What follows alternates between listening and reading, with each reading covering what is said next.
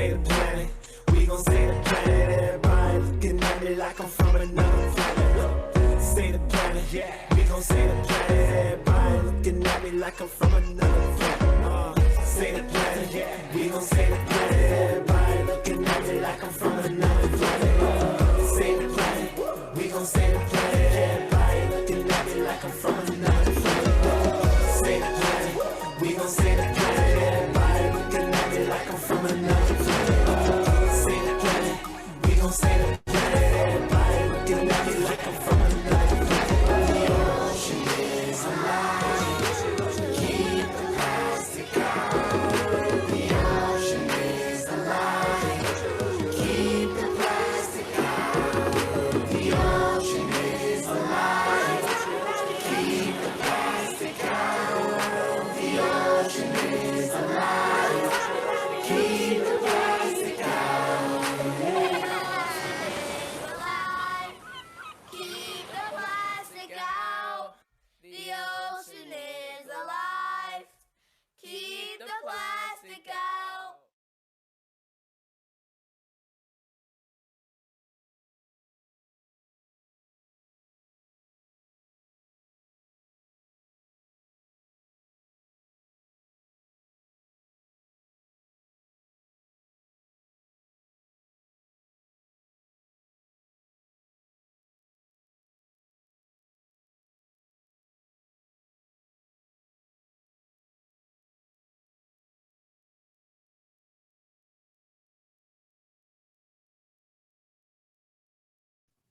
Brian, I'm sorry, you're muted.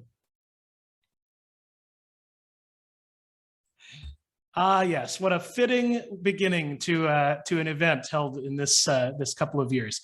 Good evening, everyone. Welcome. My name is Brian Ellison. I'm a host and contributor at KCUR 89.3, where other people turn on my microphone when I'm supposed to speak. It is my great privilege and pleasure to welcome you to the 50th anniversary of the Mayor's UN Day celebration.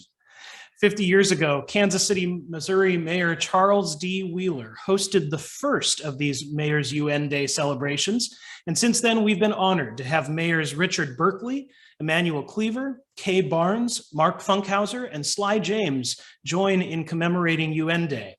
This year, our host is Mayor Quinton Lucas, and we look forward to hearing from him shortly. But first, it is my pleasure to introduce you to Wim van Klinken, President of the United Nations Association of Greater Kansas City. Wim?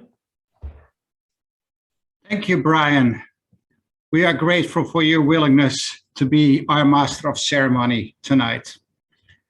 As Brian said, my name is Wim van Klinken, and I serve as President of the United Nations Association of Greater Kansas City. This is a special night as we celebrate the 50th Mayor's UN Day celebration. For 48 years, it has been an in-person dinner hosted by the sitting mayor of Kansas City, Missouri. But due to the pandemic last and this year, we commemorate the founding of the United Nations by having an online celebration in the hope we will be able to be together again next year. On behalf of the United Nations Association of Greater Kansas City and its board, I welcome you to this event. As stated, an event to celebrate the founding of the United Nations 76 years ago and highlight aspects of its endeavors. Tonight, we will highlight a United Nations agency that also celebrates its 50th anniversary, the United Nations Environment Program. And we are looking forward to the keynote address by its Director for North America, Barbara Hendrie. Also, as has been our tradition for many years, we will honor tonight someone who has made a tremendous impact on our community and has been chosen as such as our 2021 World Citizen. More on that later. Before I have Mayor Quinton Lucas welcome you, I want to thank all board members and volunteers who have spent months to plan and organize this event. Especially, I would like to mention Suzanne De Pedro, who has spearheaded this wonderful endeavor. Thank you so much, Suzanne. and the entire team. Without you, we would not be able to pull this event together. Mayor Quinton Lucas, like his predecessors for the past 50 years, has not only been a supporter of the United Nations by hosting this event, but also in word and deed supported the principles and concerns of the United Nations. 2 months ago, when the US Army withdrew its last soldiers from Afghanistan, Mayor Lucas posted on social media, "Kansas City would proudly accept refugees from Afghanistan who have served bravely by our side over the past generation." And since, we've had 100 or more Afghanistans join our community. And Mayor Quinton Lucas, thank you for being a voice for those who need our welcoming spirit. Mayor Quinton Lucas, the floor is yours.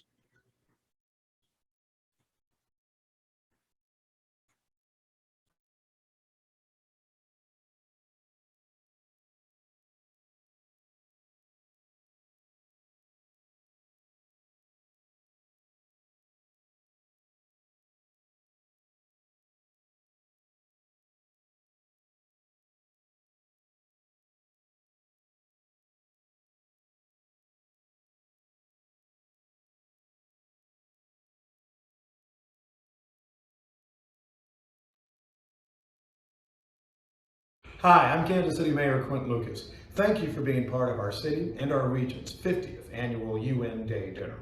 Started by my predecessor a few years ago, Mayor Wheeler, and with the help of all of you over the years. This dinner celebrates not only Kansas City's connection with our international community, but also our support for refugees and all that makes us not just a great city, but helps us go out each day to build a better world. I have a few people to discuss today for us who are part of our celebration and an important part of the fabric of Kansas City. First, A.Y. Young, an exciting and outstanding performer who has worked as one of 17 Youth Leaders for Sustainable Development Goals as awarded by the United Nations. We're proud to hear his songs, but even prouder to hear his story, a Kansas City kid making it big.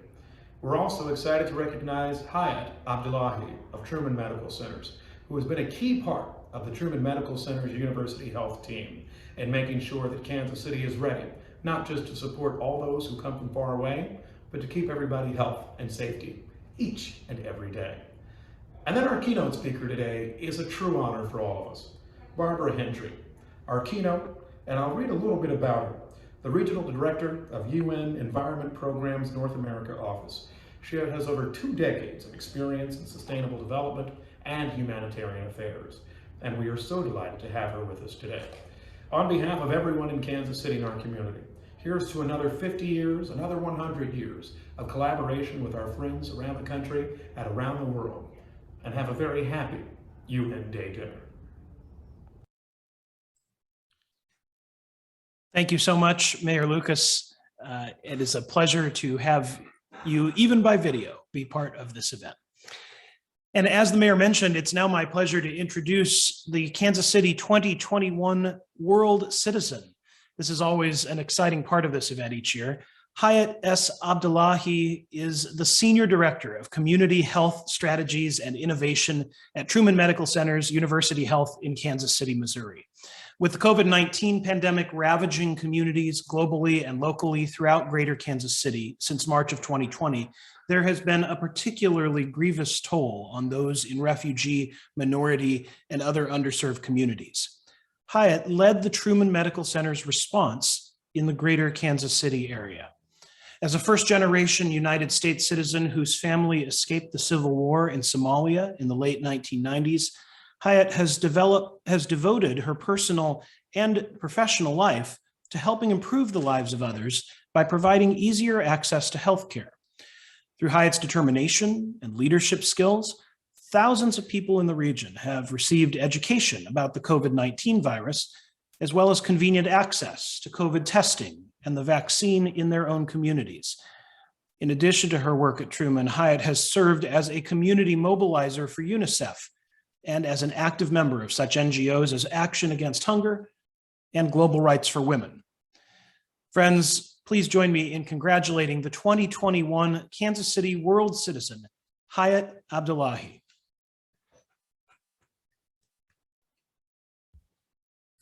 Thank you, Brian, and good evening.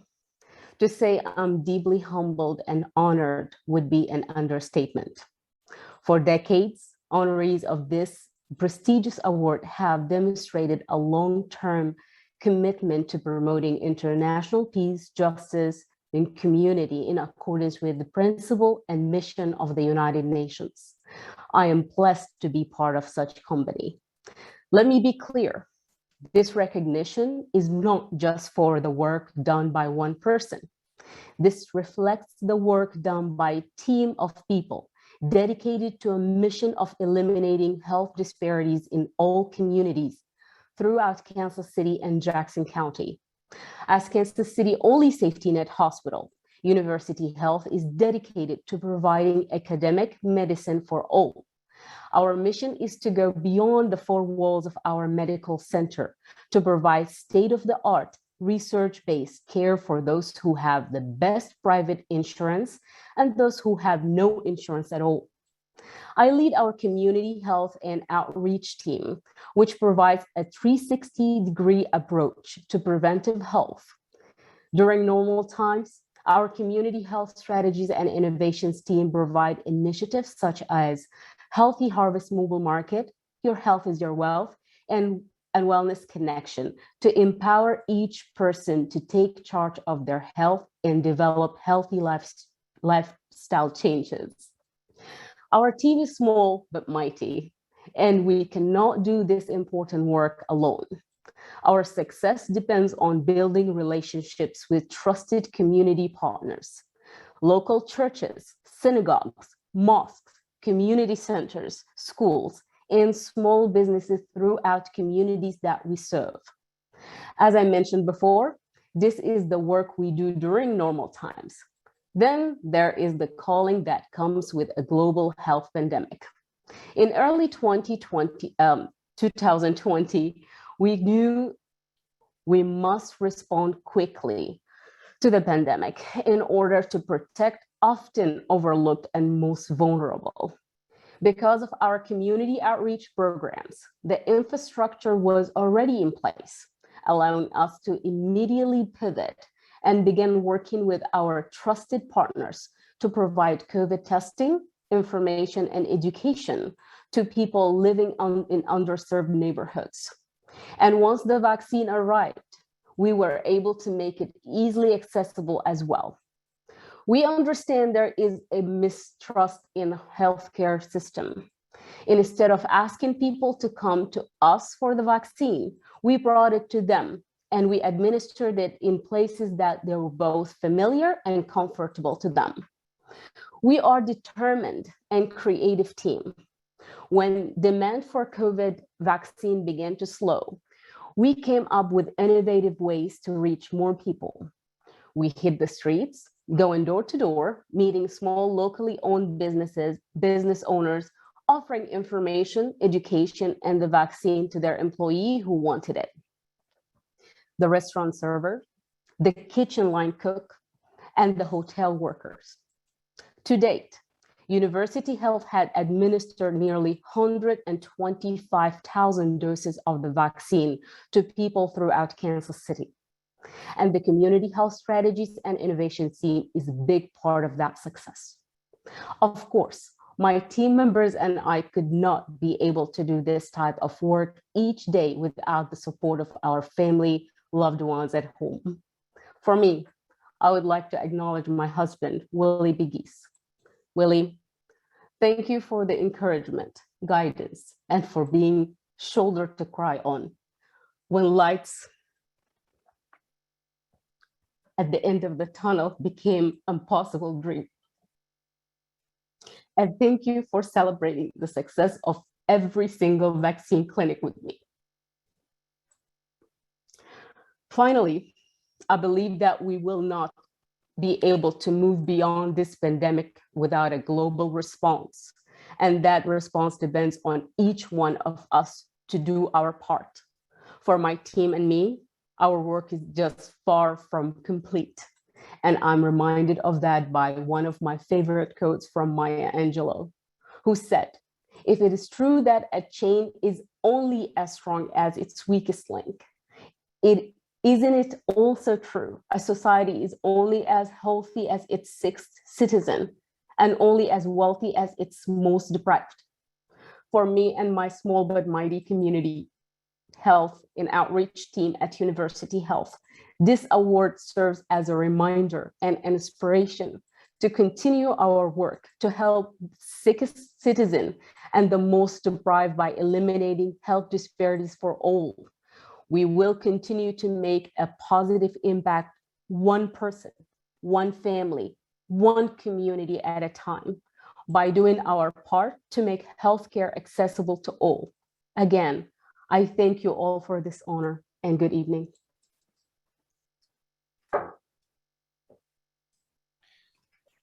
Hayat, thank you so much. You've called this an honor and you've called this an inspiration for you to receive this award, but truly the honor is ours to hear from you, and you and your colleagues are an inspiration to us. So thank you so much for the work that you're doing.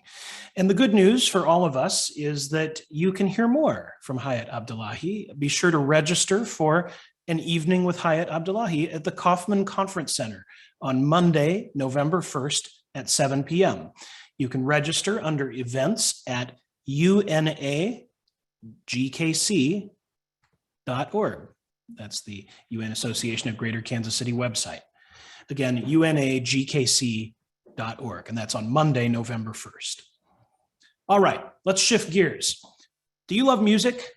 Do you love sustainability? Well, then you need to meet A.Y. Young.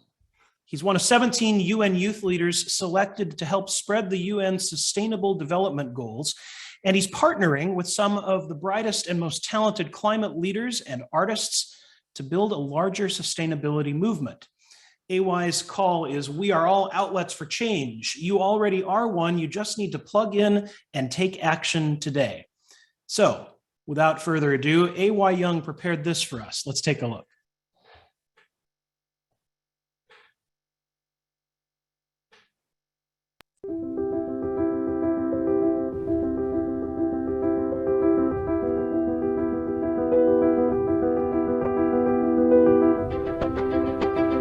A local hip-hop artist makes an international name for himself. He is the first artist to power his concert with 100% renewable energy. It is a real honor to recognize Mr. A.Y. Young, the founder of Battery Tour. It's incredible. Can't wait for you to see this. The United Nations is now throwing its support behind him. Mr. Young has made a big impact in his young life, born in 1991. He's a singer-songwriter, a dancer, producer, entrepreneur, and sustainability advocate. He's staged and performed more than 800 concerts. He was named by the United Nations recently as one of 17 youth world leaders of the world, the only individual selected for that honor from the United States.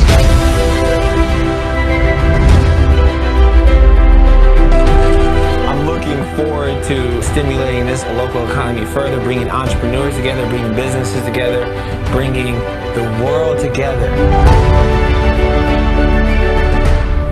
so we can make some change. Okay, welcome to my show, guys. Here's my song, Say Hey. Hey, when I was 16, thought I'd never make it like the rappers on the TV screen. It was a dream, now I'm 19, and my flow boy is about to meet the world. Topanga, and all my doubters can stack up the odds. Jenga, but I'm greatness personified. I've been through the heinous, rigorous training. The city needs a savior, sick of all the gangs and the swag. Hey, I'm what you asked for. Welcome, guys, to the World Food War. My name is A.Y. So many people in the back kicking the kazookies around here. It's okay to be yourself and say hey to who you are, be an outlet for change. Hey, hey. Yeah, so I say hey, way to the world. This is my day, something like being can't have it my way. This is my time, I'ma shine so I say hey, wave to the world. This is my day, something like the radio, and I'ma play. Tell all your haters good night, good night, good night. Yeah. Welcome to the World Food Forum, guys. My name's AY. We're here to have a good time. Change the world together. Hey, and you can roll with or refuse it. Sister, mister, look who's made a man's up. And now I can't find the reasons not to give up. Teachers, leaders, dreamers, let's go. They always take the right away. Leave the bell and make you pay. We can change the world. Is that a lie they told us? We can change You gotta come together. Let's change the world, guys. We can change the world. So we got to come together now. Got to come together now. I don't like it any more than you do. Hey, but in your ignorance, that bliss is born. Hey. So it's about time, be humble and realize that we are one and the same, unique and one of a kind. Cause brighter days come ahead when we join together. Put your best foot forward, go and make an effort. This is AY, I spoke to Akon. Marvin Gaye, we in the grapevine. Let's have a great time. The show is mine, so it's great minds. I'm trying to paint my version of Picasso. This is colossal, so they always take the right away. Ring the bell and make you pay. We can change the world. Sing it right now. We can change the world. Like God said, everybody sing. We can change the world. Come together now. We got to come together now. We got to come together now. We got to come together now. We got to come together now. We got to come together through the wind and stormy weather. Oh, we've got to come together.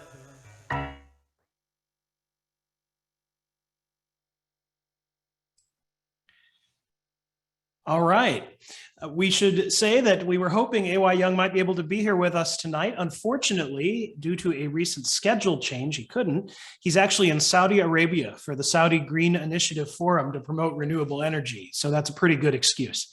Still, the United Nations Association of Greater Kansas City is grateful for AY's inspiring mission and his call that we can change the world.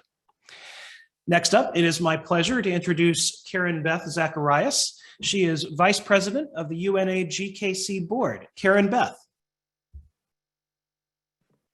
Thank you, Brian, and good evening. It is fitting that I would follow AY Young, who is a young man engaged in the world.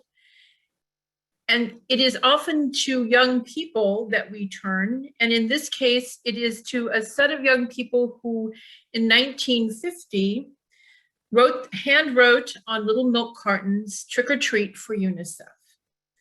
This evening, I am here to ask as children have done across the past 50 years or so, trick or treat for UNICEF. Today, children around the world in Yemen and Syria and Bangladesh and Afghanistan and Congo and the Tigray region of Ethiopia and Haiti and all places where there is war and famine and disease and fear, look out and look for UNICEF to be there to help them, to feed, to provide medicine and shelter, education, and most important, hope. This evening, we are asking you to join with the United Nations Association of Greater Kansas City to support UNICEF with your donations.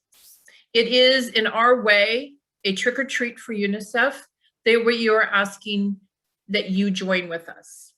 In the chat, you can find the link to go directly to our page, Trick or Treat for UNICEF, and donate. Our goal this year is to raise $1,500. We are about a third of the way there, so hopefully you will help us move forward and make our goal. Thank you, and we appreciate it. Brian? Thanks so much, Karen Beth. I hope all will consider supporting this work. Now I call upon Wim van Klinken once more to introduce our keynote speaker for the evening. Thank you, Brian. We will now listen to the keynote address by Barbara Hendrie. During her presentation, you will have the possibility to ask questions to her in the Q&A, which you will find below your, at least if you're on your computer, below your screen. Following her presentation, Brian Ellison will ask your questions as long as time allows. So let's welcome Dr. Barbara Hendrie. Dr. Barbara Hendrie has been the director of the UN Environment North America since September 2017. Dr. Hendrie has over 2 decades experience as a senior international diplomat, negotiator, and development humanitarian professional, including on behalf of both the United Kingdom and United States governments. She was a senior official in the United Kingdom's Department for International Development from 1999 to 2015, and a senior political appointee of President Obama based in the United States Agency for International Development in 2015 and 2016. In 2016, Dr. Hendrie led USAID's work on conflict and fragility, the G20, the World Humanitarian Summit, and the President's Refugee Summit. In 2015, she was chief negotiator for the UK on the UN Financing for Development agenda and UK co-leader for establishment of the Global Sustainable Development Goals. Prior to that, she was Minister Counselor for Development, Human Rights, Climate Change and Peace Building at the UK mission to the UN in New York. In the early 2000s, Dr. Hendrie led the UK's global humanitarian response and the UK's first government-wide security and development strategy. From 2006 to 2007, she led the UK reconstruction effort in Iraq. In 2009, Dr. Hendrie was made an officer of the Order of the British Empire. She's also the first recipient and inspiration for the creation of the Bowdoin College Common Good Award in 1993. Dr. Hendrie began her career in the mid-1980s when she led a civil society consortium providing emergency relief to famine-affected people in the Horn of Africa. Barbara, a native of New York, has a PhD and master's in social anthropology from University College London, United Kingdom, and a BA in English from Bowdoin College in Maine, USA. She's a dual US-UK citizen. Please welcome with me Dr. Barbara Hendrie.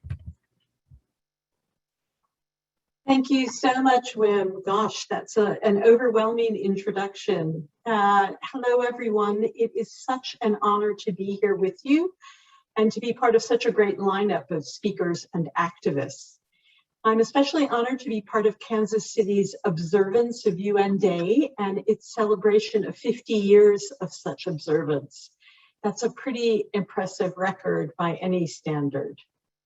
As you can see from my background, next year also marks the 50th anniversary of my own organization, the United Nations Environment Program, or UNEP, as we call it.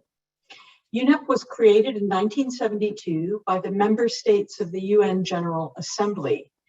Our role is to be the leading agency in the UN system on the environment. We act as a coordinating body, a leading authority, and a global advocate for environmental action around the world. We do a lot of work in partnership with governments, especially in the developing world, to support the enactment of sound, scientifically based environmental policy. Our strategy is to support action on the 3 planetary crises that we are currently facing, and these are all interrelated crises. First, of course, the climate change crisis. Second, the loss of biodiversity and the destruction of species and our natural ecosystems. And third, the pollution and waste crisis. So that is a big agenda. And I can tell you honestly, at times it can seem a bit overwhelming. So tonight I want to focus in on a specific issue, and one that has been rising up the political viewfinder in recent years, one that's also very dear to my heart, and that's the issue of plastic pollution, especially plastic that finds its way into our marine environments, our rivers, our oceans, and by the way, eventually into us. So I'm going to spend a few minutes outlining the problem of plastic pollution, and then I'm going to discuss some of the actions underway through the United Nations. Then I'm going to bring the issue a bit closer to home and talk about an initiative that my office in North America is supporting in the Mississippi River Basin. And finally, and importantly, I want to talk about some of the things that we can do as ordinary people in our daily lives. Okay, so what's the problem? Here's a statistic for you. In 1950, the world produced 2.3 million tons of plastic. But in 2014, we produced 311 million tons of plastic. That's a huge exponential increase in plastic production. It means that globally, we now have around 8.3 billion tons of plastic on this planet. And out of this, the majority, around 6 billion tons, is plastic waste. Why? Plastic is an incredible, durable material. In many ways, it's a testament to human ingenuity, but that's actually part of the problem. Plastic never really disappears. It pretty much remains in the environment forever. So pretty much all of that 6 billion tons of plastic waste that we have generated since 1950 is still with us.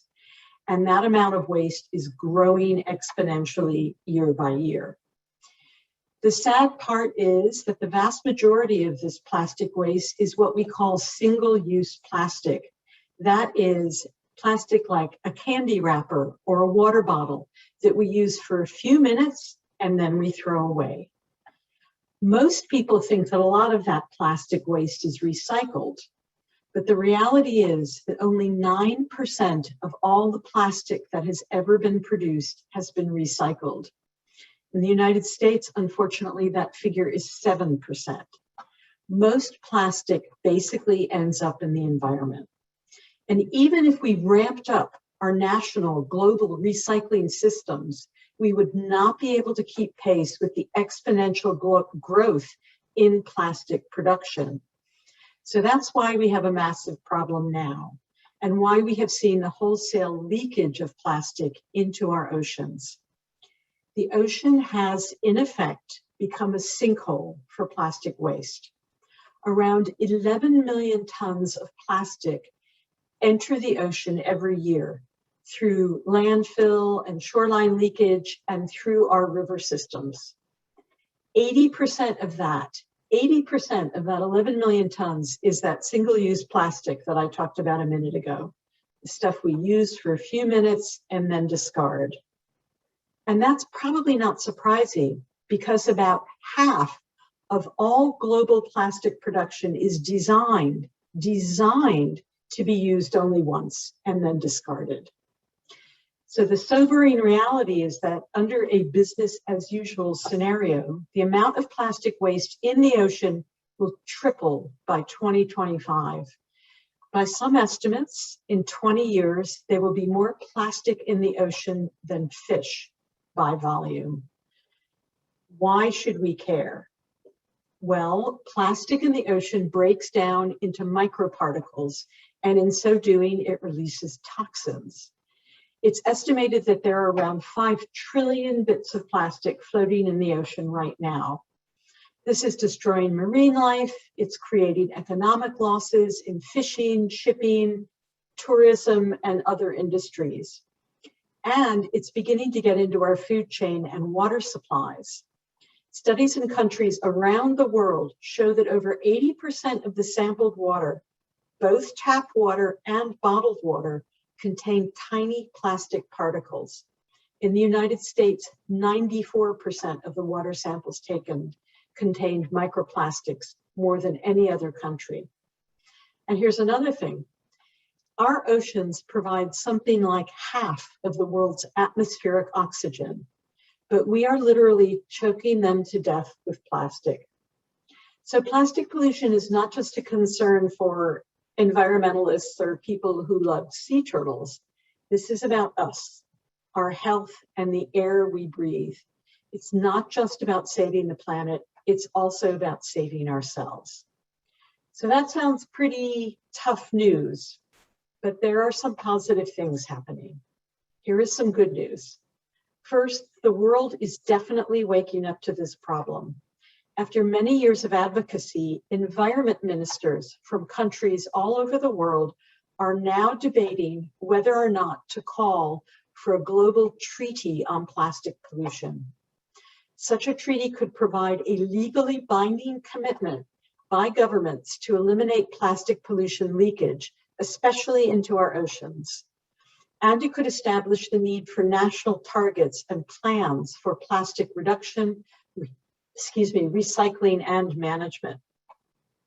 So that debate will occur in February next year in Nairobi, Kenya, at the gathering of a body called the UN Environment Assembly. The UN Environment Assembly brings together all of the member states of the United Nations every 2 years, and it is the world's highest level governance body for environmental issues. The fact that we've got to this point and that our highest level global body is debating this issue is really a huge step forward. It also demonstrates the power of advocacy by international, national, and local groups, including ordinary citizens. Here's one of my favorite stories. In Bali, the island nation of Bali, 2 teenage sisters, Malati and Isabel Widgson, mounted a social media campaign to get the government to ban single-use plastics. And guess what? They actually succeeded. There was a groundswell of support for the movement such that in 2018, the government implemented the ban. The result was a reduction in plastic bags in the environment on the island of Bali by around 28%. In 2016, California banned most stores from handing out plastic bags. Since then, there's been an estimated 71% reduction in plastic bag consumption. So legislative bans on single-use plastic are not the only answer, and they're not perfect, but they can be part of the solution. Many other countries and states have started to introduce legislation aimed at reducing single-use plastic. And they started to invest more in waste and recycling systems. That is also part of the solution. Meanwhile, there are some enlightened global companies that are starting to look at what they can do to bend the curve down on demand for plastic so that we can begin to turn off the tap of upstream plastic production. This is really critical because we cannot simply recycle our way out of this. We do have to seriously reduce the amount of virgin plastic that is produced each year. So Dell, for example, the computer company, has stopped using newly produced plastic to package and ship its computers. Instead, it's sourcing plastic waste that would otherwise end up in the ocean and re-engineering that plastic to be fit for purpose. So there are things that are beginning to happen at global scale. And actually, some of them are also happening a bit closer to Kansas City. Now I want to talk to you about an initiative that we started in partnership with mayors of cities and towns along the full length of the Mississippi River. In 2018, these mayors made a political commitment to reduce the amount of plastic flowing into the river. As you probably know, the Mississippi River is actually the drainage system for 40% of the continental United States. This means that plastic waste and other litter travels through storm drains and smaller waterways into the Mississippi River and ultimately makes its way to the Gulf of Mexico and the Atlantic Ocean. So having made this political commitment in 2018, the mayors then thought, how do we take action? Working as a network under the leadership of the Mississippi River Cities and Towns Initiative, they joined with UNA, my organization in North America, and the University of Georgia to launch a program of data collection. This data collection would be aimed at generating the first ever plastic pollution map along the shores of the river. The idea is that this map would provide actionable information for the mayors and other stakeholders to begin to address the problem in their local communities and for the river as a whole. And here's the cool thing. The mayors decided to adopt what we call a citizen science approach. That is, they enlisted the support of hundreds of individual citizens and citizen groups to go out and be scientists for a day, walking a specific transect area to log the waste they found. Each individual got training to do this using a free mobile phone app to record the results called the Marine Debris Tracker. This app enables anyone, anytime, to record data on plastic pollution in our environment. The initiative launched early this year, and so far it has collected data through the work of citizen scientists in Baton Rouge, St. Louis, St. Paul, and the Quad Cities in Iowa and Illinois. Most groups also did cleanups as they collected the data because they didn't just want to log the garbage and leave it there. And many school groups also participated as part of a learning program. And here's what we found so far. Out of the 75,000 litter items recorded, plastic was definitely the top material, comprising around 80%. And as expected of this, the majority was single-use plastic, including beverage bottles and food wrappers as the top items. From these, some 240 brands were identified. That means that we now have information which mayors and others can use as a baseline to assess future action. And it means we have information to engage companies and work with them to find solutions. So the plan is to expand the initiative next year. And it doesn't just have to be cities and towns along the Mississippi River. As I said earlier, the Marine Debris Tracker is free and open to anyone who wants to help build our knowledge base to address the problem of plastic pollution. So that brings me finally to the question of what can ordinary people do?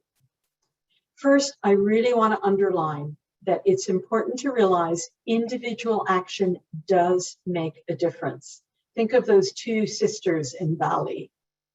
But really, the reason why plastic production is set to triple by 2050 is because of growing demand. Much of that demand is in the hands of us as consumers. If we tell our local store managers that we don't want to be given plastic bags for our groceries and that we will use our own reusable bags, or we tell our local fast food establishment that we prefer to have coffee in a reusable cup, that sends a signal. And companies and local governments are really starting to listen.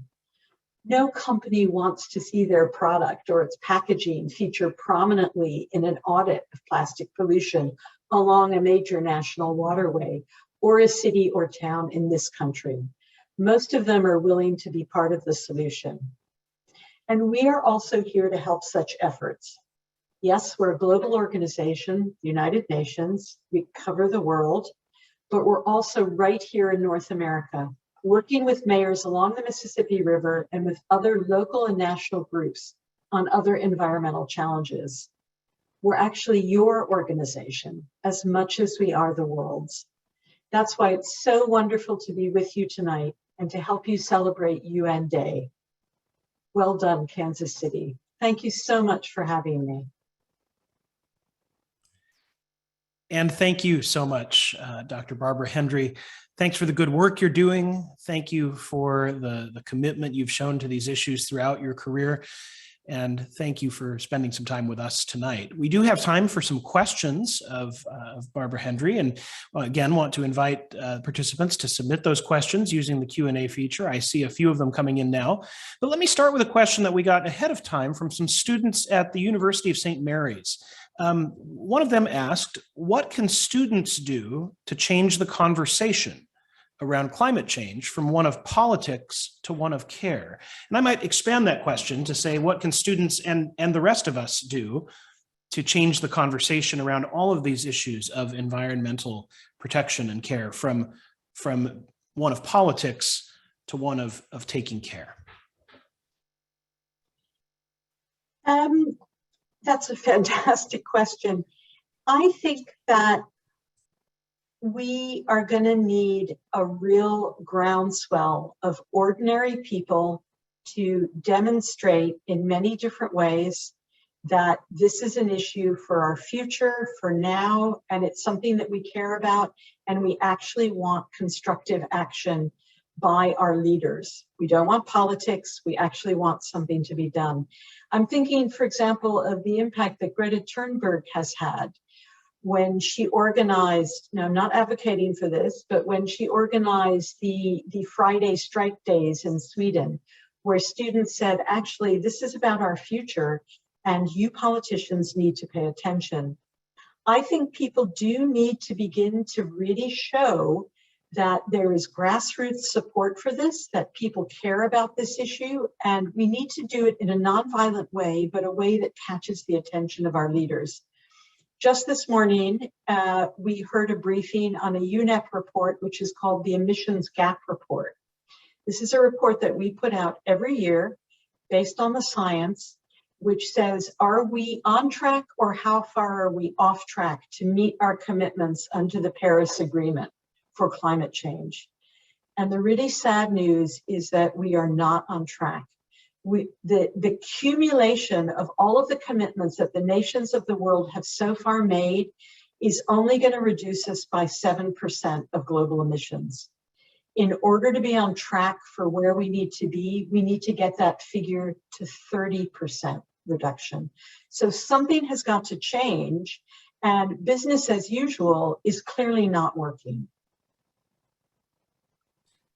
Which I guess leads to another question. You've mentioned that one of the opportunities for some hope here is the February event coming up and the Environmental Assembly. Even if it takes significant actions, those actions, in order to have an impact, have to be signed on to by the big economies of the world. They have to be, in the U.S., ratified if it's a treaty by the U.S. Senate.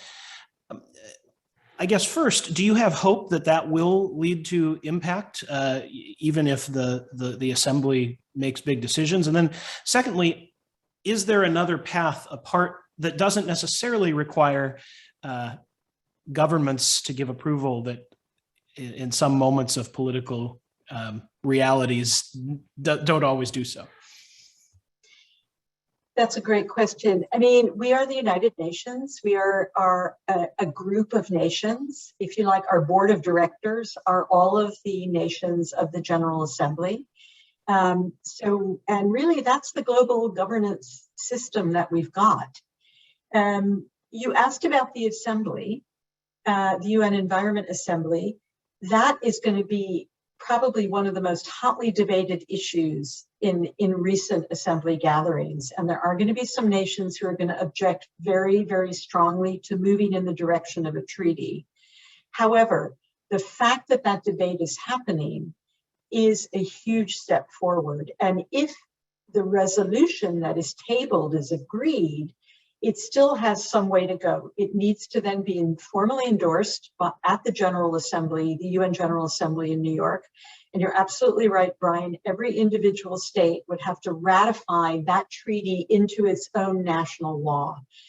But actually, we have a fair number of treaties where there are some very important countries, including the one I'm sitting in, who haven't ratified the treaty. But the fact of the treaty and the fact that nations have come together to ramp this up to the top of the global agenda does drive action. So it's not perfect. We don't have a perfect system. Perfect enforcement is not possible.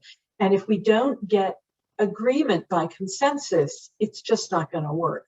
So the way we get agreement in the negotiating room at the United Nations is for individual governments to feel the pressure, to feel that they can bring solutions to the table, that business is with them, that their citizens are with them. And that's how change will actually happen. I just want to say one more thing. In the United States, even during the last administration, whose policies were not always super friendly toward environmental regulation, there was a bipartisan bill passed called Save Our Seas. That was a very enlightened piece of legislation that also mentions the problem of plastic pollution. That's the first time that's ever been a mention in US national legislation, and it was a bipartisan effort. So change is really possible. I've asked the global question. Let me ask a local question from someone in the audience. H asks, what are the major local initiatives that we can be involved in? Another person asks, are there specific advocacy groups or environmental lobbying groups or other groups that you would recommend on behalf of the UN Environmental Program? So in terms of local initiatives, I got a really great list of things that are already happening in Kansas City, and there is a lot of litter cleanup activity, which is fantastic. There are a lot of individual groups that go out. They're groups sponsored through the mayor's office, I understand, and various other groups who do that work, which is really, please keep that up. That's so important. I would advocate, one of the things that we also need is data. We need the information to understand where is the plastic, where is it going to, how is it flowing through our rivers, what kind of impact is it having? So getting citizens involved, you know, I put a link, maybe we can share it in the chat room, to the Marine Debris Tracker app. This was developed by the federal government. It's completely free, it's super easy to use. But it's not the only one. You can choose any of a number of apps that can help you go out and gather data. The reason I like the Marine Debris Tracker is the data that gathers is put together and contributes to a global database. So it's not only going and picking up the litter, it's actually helping us understand the scope of the problem. We've only just started to study this, and we're really far behind in understanding. A couple of technology questions here, and we just have a few minutes left. Oya says they resolved to buy refillable shampoo, detergent, soaps, and food items and couldn't find anything in the area. What's stopping us from having refill stores in town? Is it profitability? Is it issues around quality control? Another person asks what available technologies are available to replace plastics. Some of this comes down to what the options are for local folks, even if they want to have them. Yeah, I really get this set of questions. You know, if you decide tonight you're not going to use any more single-use plastic in your life, you will have a really hard time achieving that. It's extremely difficult. We're just not set up really to have that transition to reusable. So some companies are moving toward refillable containers. You know, we're in conversation with some very large beverage companies to really promote, instead of producing their product in plastic bottles, have dispensers where people can bring their own cups and you have a central dispenser. That is starting to happen slowly, but it really depends on the goodwill of the individual company. As long as there isn't federal or state regulation requiring that, it's very hard to get change at scale. So as a result, some of these products that come in refillable containers, et cetera, they continue to not be as readily available because the demand for them isn't there. And they can be expensive too. So we have to kind of, we need to sort of see change in the way we think about this. In terms of the technology to replace plastic, there are alternatives to plastic. One thing I just want to say quickly, which I don't think I realized, virgin plastic is made from fossil fuels. Plastic production accounts now for about 5% of global oil consumption. So it's also, it has a knock-on effect in terms of climate change. But, you can make plastic polymers out of potatoes. You can make it out of many other organic materials that will actually biodegrade safely in the environment. Again, there are a lot of small companies that are trying to do that and get those products to the market. But until you really have the policy environment, it's very difficult to get that to happen at scale. We just have time for one more question. Let's take one from a Pembroke student who wanted to know, in addition to the Mississippi Rivers and Towns Initiative, what are other major initiatives in the US that are part of the UN Environmental Program? So we have we do a lot of work with universities and with local governments on what we call circular economy.